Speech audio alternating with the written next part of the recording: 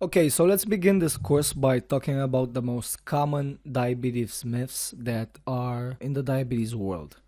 The problem is that most of the diabetes myths out there are misleading people into believing false things, which leads them to applying ineffective habits when it comes to managing their diabetes. Hence, they will rarely succeed in lowering their blood sugar or reversing diabetes. That's why it's of crucial importance to know exactly which is which and what's the truth about why you develop diabetes, what are the factors that you can control, and what are the basic steps toward reversing it in the easiest and most natural way possible. So this is what we're going to tackle in this first module. We're going to tackle the most common 5 diabetes myths that are literally killing you. Unfortunately, there are many more diabetes myths out there, but we're going to tackle just these 5 of them because they're probably the most common and they have the biggest impact upon your decisions. So without further ado, let's get to them.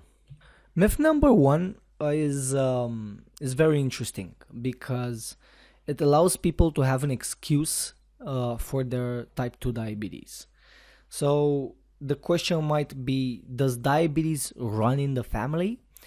The answer isn't so straightforward as you might think. So I can't answer with a yes or no because the answer is highly individual. There are 2 short answers, yes and no. Let's start with the first one. Yes.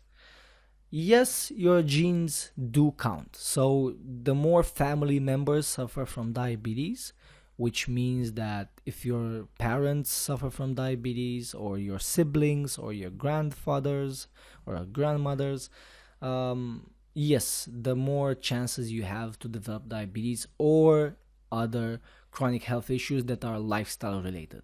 So the more family members suffer from these chronic health issues, the higher your chances to develop them also, or to develop diabetes more specifically. This was the yes part. However, the fact that your family suffers from lifestyle chronic issues, so to speak, this doesn't mean that you have to suffer from diabetes also. So in more plain English, this doesn't mean that you have to develop diabetes in the first place, and this doesn't mean that you have to suffer from it for the rest of your life, which is where this course comes in which we'll show you how to reverse your diabetes in the easiest way possible and in the most natural way possible. So why there's the no component? The no component is very strong because it allows you to take responsibility. It allows you to take control of your health situation. And that's because the real factors that contribute to your diabetes development are your lifestyle habits. The 4 most important lifestyle habits are your nutritional habits, your exercise habits, your sleeping habits, and your stress management habits.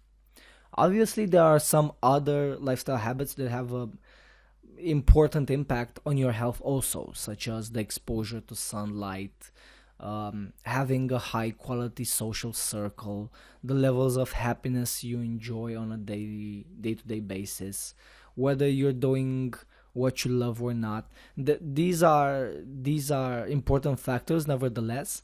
However, when it comes to diabetes specifically, these 4 lifestyle habits are the most important. So what you're eating, how much and what specifically exercises you do, how much you're sleeping and the quality of that sleep, and how you're managing your day-to-day stress levels. Unfortunately, these lifestyle habits are also inherited from your family. What do I mean by that? Allow me to give you a couple of examples to clarify the situation. Let's say that as you grew up, you enjoyed a diet of noodles, pastries, cookies, pasta, and many other processed foods. Although they may be enjoyable, they did surely have a negative impact on your health.